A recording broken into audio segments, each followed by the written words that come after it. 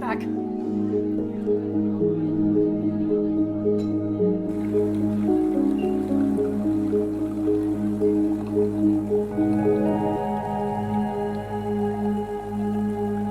Hi everyone, welcome back to a brand new episode of the Talk of Fame podcast. I'm your host, Kylie, and on today's episode, we're welcoming Kate Brock. Kate's a young female actress in the Dallas, Texas area, in which she's freshly signed with Johnson Talent. She's currently writing a short film that she's planning to direct. She's also an acting coach at Cathryn Sullivan's Acting for Film and is a big advocate for women empowerment, which is something that, me and you have in common. But she also has a novel that she's currently working on as well that we'll dive into later this episode. But welcome to the podcast, Kate. Hi, I'm so happy to be here. So to kick things off, you are literally a very young actress. Like me and you're probably around the same age. Tell us a little more about like your journey into acting and what inspired you to pursue this career. I know we talked a bunch about this before we started recording, but if people are definitely learning more, can you tell us more about that? Yeah, for sure. I was inspired when I was little. I've always been a storyteller. That's something that I've always loved. I've always loved being involved in the story. And I think I'm very passionate about using my imagination for things. It Mhm. helps me through everyday life. I just started finding when I was little, I used it all the time for getting through things, friendships breaking apart. My imagination was kind of always there. I think I was always really independent. So Oh, I, y'all. yeah, right. Yeah. So I started in public school when I was younger. I transitioned around eighth grade. And COVID hit when I was around sixth grade, which is crazy to think that it happened. For me, that was like a really long time ago, but I know for a lot of people that was more recent. So Yeah. Like I that's started crazy. online school when I was in sixth grade, and that was but like I think a year or two before the pandemic, I believe. I'm in 12th now, but I literally am so grateful I started online before because when COVID hit, everyone just turned online because nothing was in person. So I'm literally so grateful that happened before, but I can imagine that starting it literally during COVID is something that I feel bad for a lot of people. Yeah. Yeah, it's really weird. I kind of went on and off for a while during COVID because by the time it's kind of starting to end for a little while, and then they let me back in person and I kind of did Mhm. partial. And then by the time I reached eighth grade, I tried a year in person. And then I was just like, you know what? It's not quite for me. It's not quite in my path. So I decided to go online. And I think COVID struck a big change in the industry. I Mhm. think it's changed a lot of things. Auditions are now really different. Most of auditions are tapes now. Yeah. So I transitioned and I was like, you know what? It gives me way more time to do tapes from my house, which is really nice. Mhm. Back to inspired. Um, when I was around third grade, a lot of things used to inspire me. Of course, I grew up a storyteller, but I think this was a random core event. You know how it's like an Inside Out, they have those core memories. Yeah, yeah. This is one of my core memories. I was in third grade. I lived in Chicago, Illinois. So I moved around a lot when I was growing up. Right up until about sixth grade, I moved around 8 or 9 times. Oh my God. So That yeah, so I long? moved schools, I moved around a lot. But when I was in third grade, I lived in Chicago and we went to this one show. It was in the Chicago theater. It was a David Blaine show. He's a famous magician.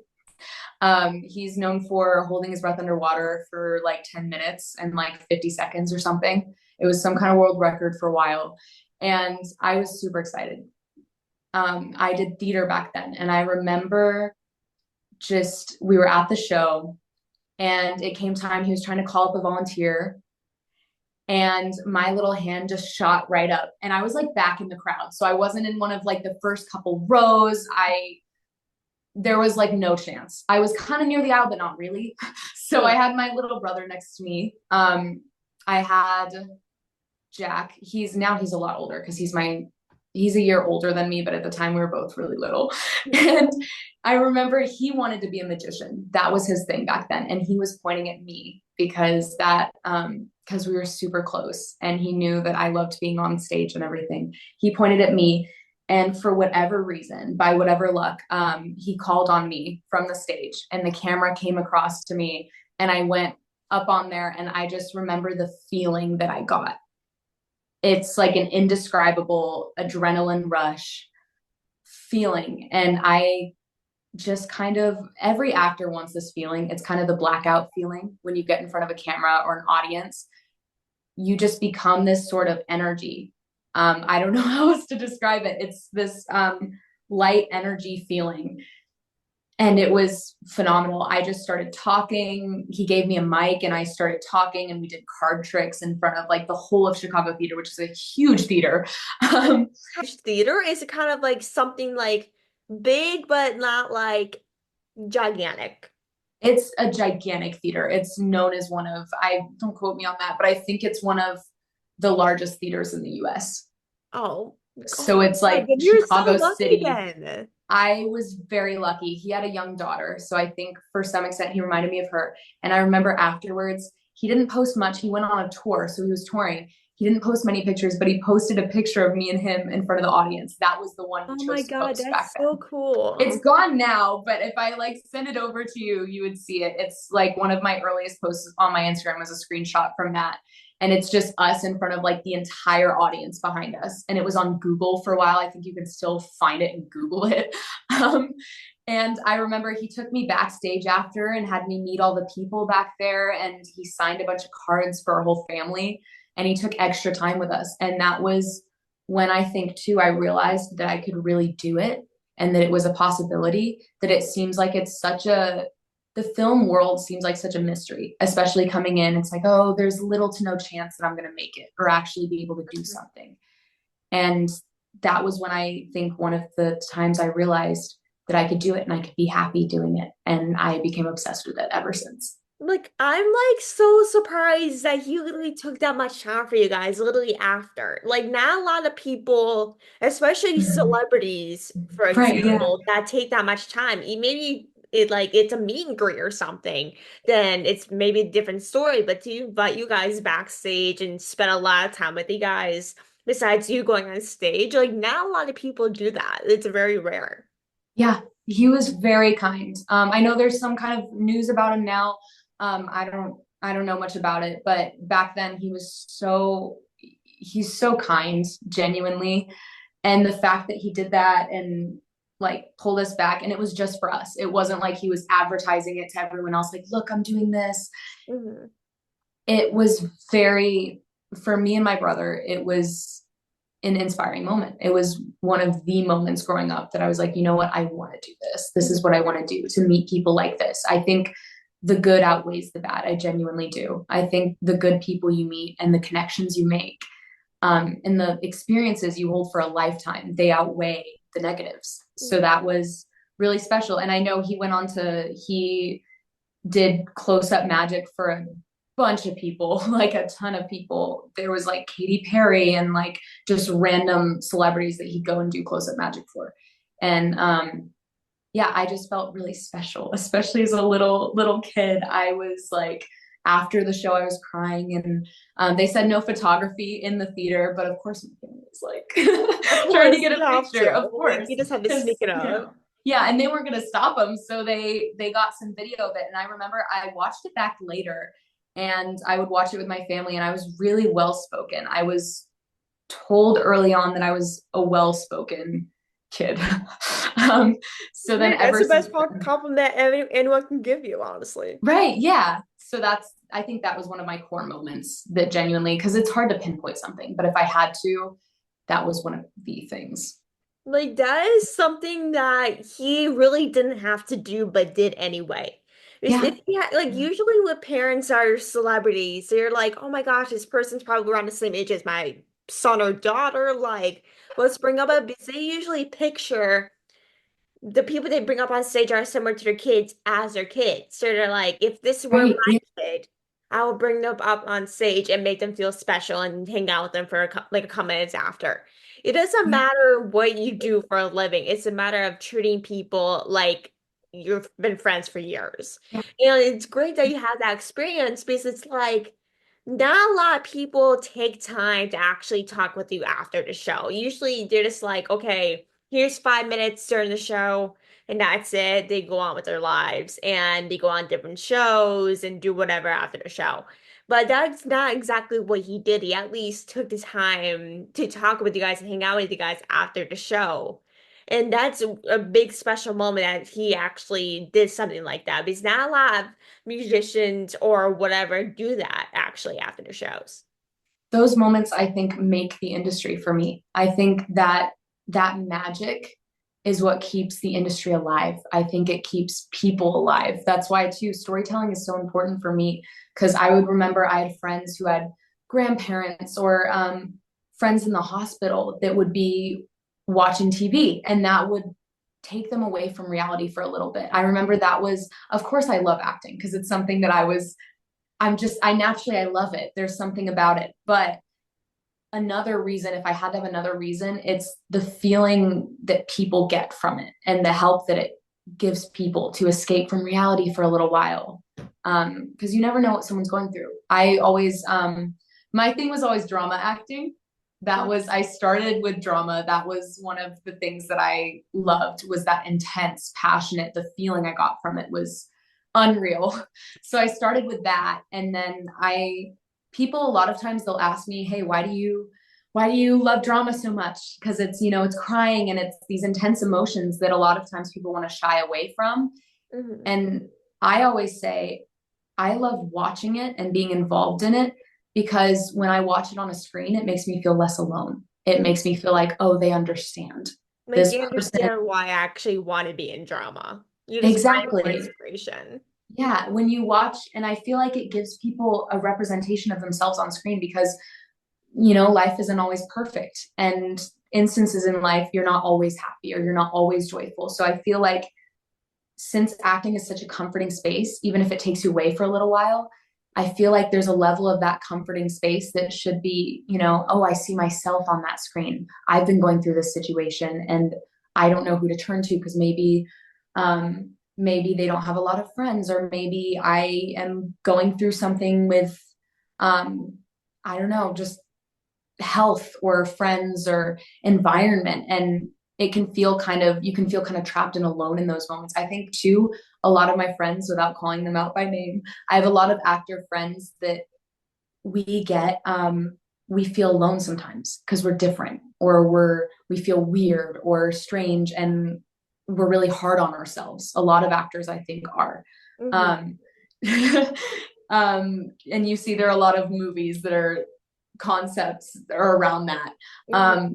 But I think drama gives me that safe space to feel like, oh, they feel it. I'm not alone in this. That's actually so true because I feel like a lot of people in this industry or do something big that not a lot of people do is something that makes you less alone and have people around you that feel the exact same way. It's very rare if you don't have anyone that's kind of does the same thing. And I've Yeah. experienced that so many times with basically having so much going on. Like it's very hard to talk to someone that's been the same way or have talked to a family member or something, even though they might feel that way. It feels very hard to actually find that person that will actually get it and help you, encourage you. Because it's very hard and it makes you feel less alone. That's because no one is like you in a way, which makes things very hard. Yeah, for sure. So you're talking about your short film. So you're currently writing and you're planning on directing it. Like, what can you say about this project so far? On the topic of short films, I would like to preface by saying one of the short films that I was recently starring in is actually out on YouTube if anyone wants to watch it. There are going to be some developments with that hopefully later that I can't quite talk about yet because they're not confirmed. But if you want to go watch that for anyone, Picto was the production company that shot that, and it's called Chaotic Coffee Shop. That is something that was a film that actually was one of the films that inspired me to go direct my own and write my own. I recently shot that. That's a film. It has some mature content, but on the topic of women empowerment and just women in general, I thought that was a really powerful film, and it hit really close to home for me personally. So it deals with some tough topics like SA, Mhm. eating disorders, a slight bit. Yeah, and the premise is it's about a group of girls that have eating disorders, and they go to a cafe. It's an outing, and my character, she sees someone that she knew, and there's some drama.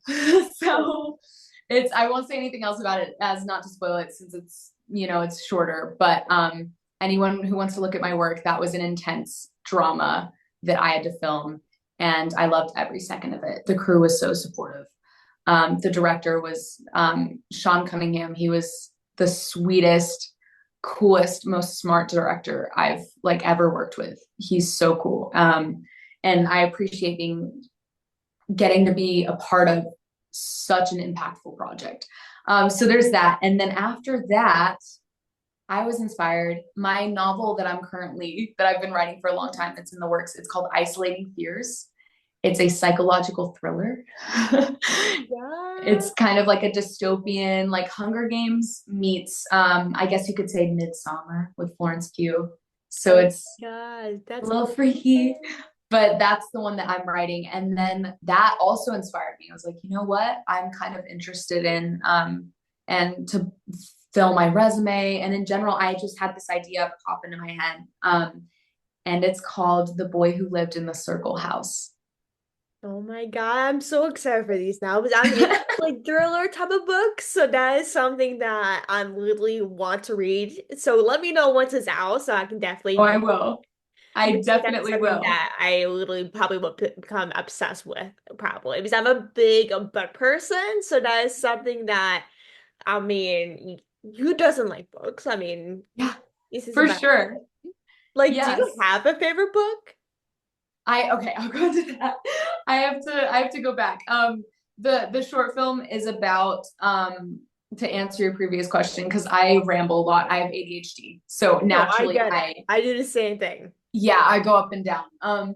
The short film is about there's a boy named Jacob, and what I can say about it so far is he's playing in his yard. It's a small town, and all of a sudden he meets another boy that's a little younger than him.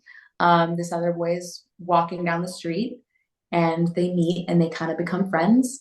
And the movie is kind of a contrast between their two personalities, and there's a bit of a mystery there, where the boy he met came from, other things, and you just kind of see these oddities throughout the film.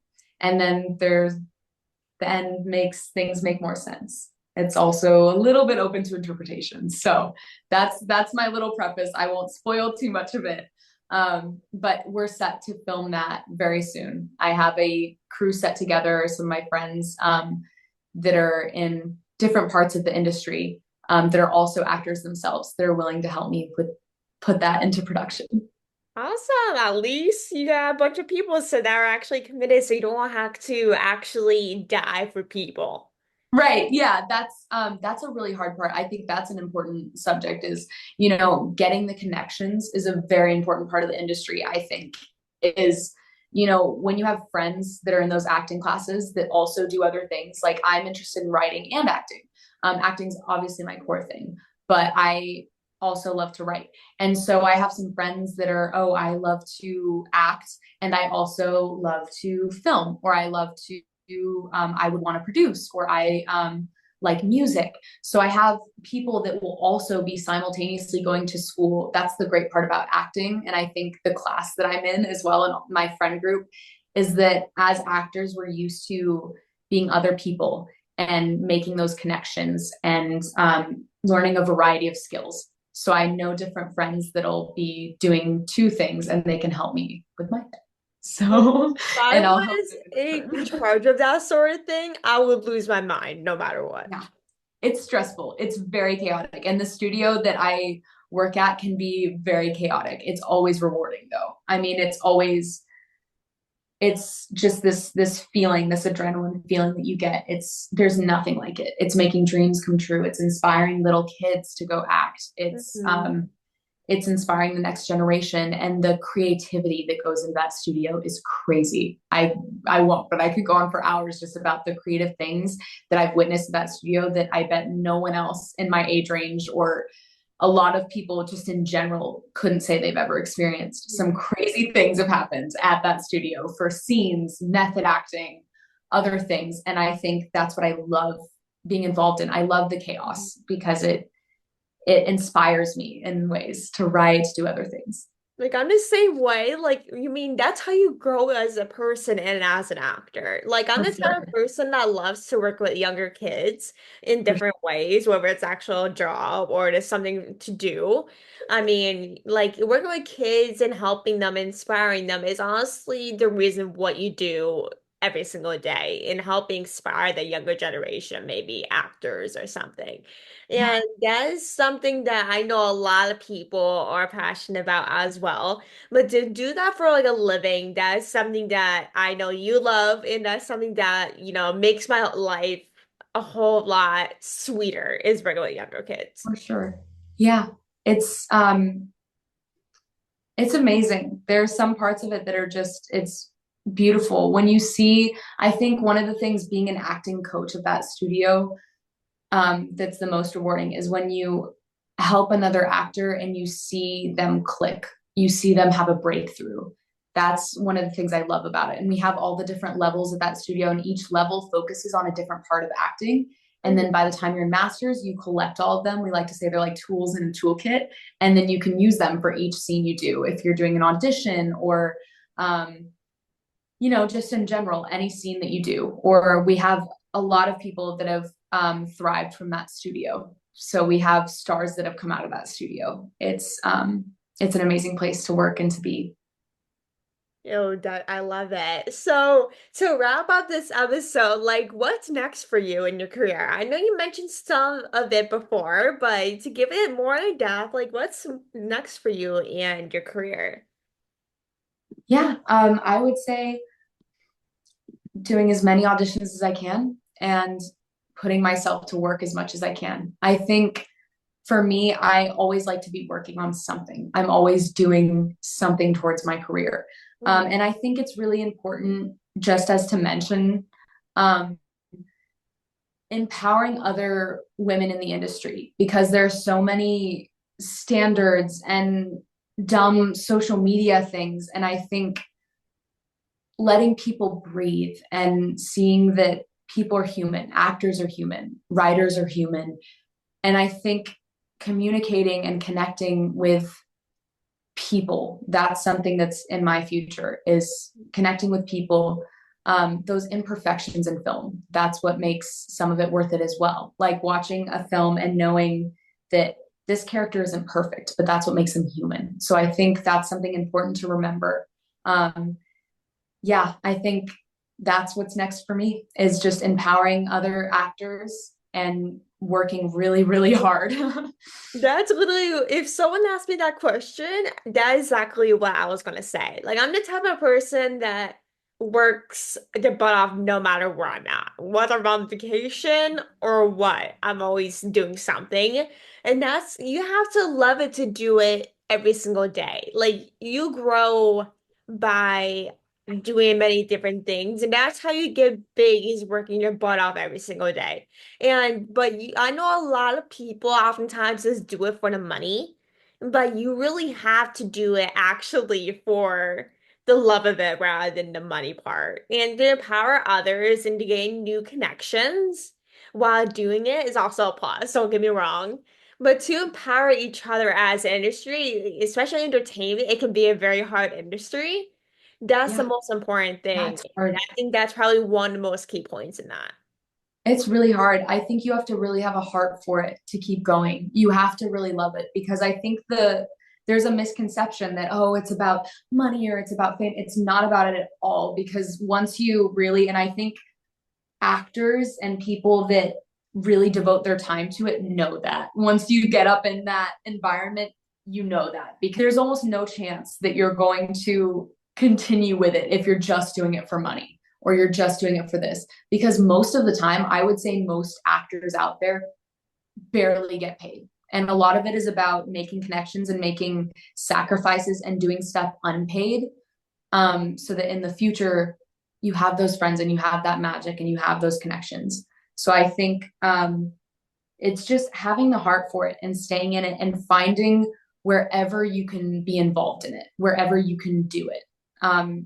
Whether it's community theater, which theater and film are very different, but I think some of the skill set can be similar. Getting in front of people in audience, learning how to talk with people and communicate with people. They're all really important things to keep you afloat, because sometimes there's so much pressure in a general society about it and about, oh, you have to succeed or what else is there. But it's just finding a space where you can be creative, finding a community you can be creative in, that you push each other to grow. It's about pushing. That's why I have so many like actor friends, is because we're different in the aspects that we like to some extent about acting. I have a friend that's really into old Western movies Oh my and God. action movies. And he pushes me to grow because I love those movies as well, but I'm more geared towards another set of movies. So I think I have those friends that we just kind of push each other to the point where we grow in a healthy way versus being like negatively competitive.